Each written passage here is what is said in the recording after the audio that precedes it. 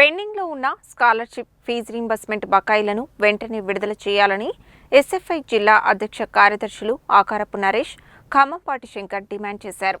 Scholarship fee reimbursement చెల్లించకుండా విద్యార్థులకు చదువును దూరం చేస్తున్నారని మండిపడ్డారు.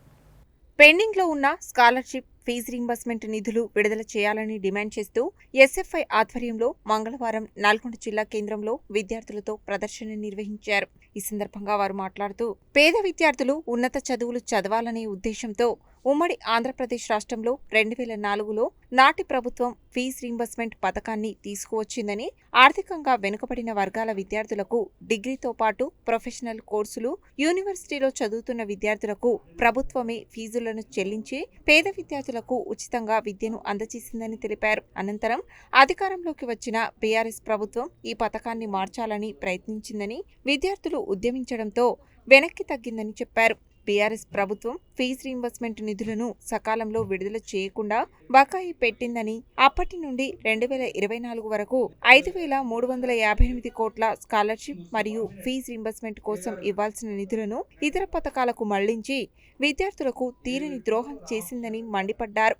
తాము అధికారంలోకి వస్తే ఫీజు రీయింబర్స్మెంట్ పథకాన్ని పూర్తి స్థాయిలో అమలు చేస్తామని చెప్పిన కాంగ్రెస్ ప్రభుత్వం అధికారంలోకి వచ్చి 20 నెలలు గడుస్తున్నప్పటికీ ఇప్పటి వరకు కూడా ఫీజుల బకాయిలను చెల్లించలేదని విమర్శించారు. తక్షణమే పెండింగ్లో ఉన్న స్కాలర్షిప్ ఫీజు రీయింబర్స్మెంట్ బకాయిలను విడుదల చేయాలని డిమాండ్ చేశారు. లేకపోతే ఎమ్మెల్యేలను, మంత్రులను ఎక్కడికక్కడ అడ్డుకుంటామని హెచ్చరించారు. ఈ కార్యక్రమంలో ఎస్ఎఫ్ఐ నాయకులు కొర్ర సైదానాయక్, కుంచం కావ్య, పూడిగ వెంకటేష్, కోరే రమేష్, ముసుగు రవీందర్, రవి, మారుపాక కిరణ్, స్పందన, జగన్నాయక్, జగదీష్, సిద్దిరాములు, వీరన్న నాయక్, నవదీప్, రాకేష్, రమేష్, న్యూమన్, హరికృష్ణ, ప్రణీత్, కళ్యాణి, తులసి, కార్తిక్ తదితరులు పాల్గొన్నారు.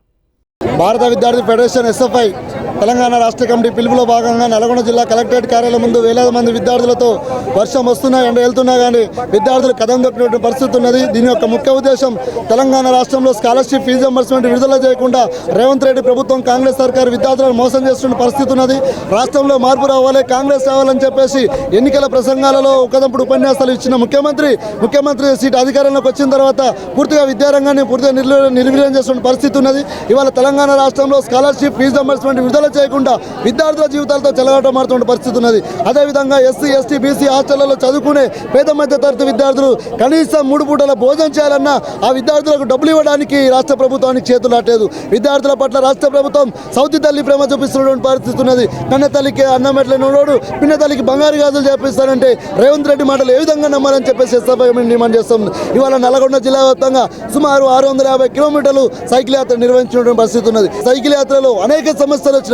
గురుకులాల విద్యార్థులలో అనేక సమస్యలు వచ్చిన పరిస్థితి ఉన్నది. ముఖ్యంగా దామర్చల గిరిజన బాలికల కళాశాలలో విద్యార్థులకు పాఠాలు చెప్పే లెక్చర్లు లేక అక్రమంగా డిప్యుటేషన్ చేస్తుంటే జిల్లాలో కలెక్టర్ గా నిద్రపోతున్నారని చెప్పేసి ఎస్ఎఫ్ఐగా మేము ప్రశ్నించడం జరుగుతున్నది. ఇవాళ దామర్చల గురుకులాలకు సొంత భవనాలు కట్టాలి, విద్యార్థులు అనేక ఇబ్బందులు పడుతున్నారు. వాటర్ సౌకర్యం లేక 2 రోజులకు 3 రోజులకు ఒకసారి స్నానం చేస్తున్నారంటే తెలంగాణలో ప్రజాపాలన వచ్చిన తర్వాత మార్పు అంటే ఇదేనా ముఖ్యమంత్రి అని చెప్పేసి ఎస్ఎఫ్ఐగా మేము ప్రశ్నించడం జరుగుతుంది.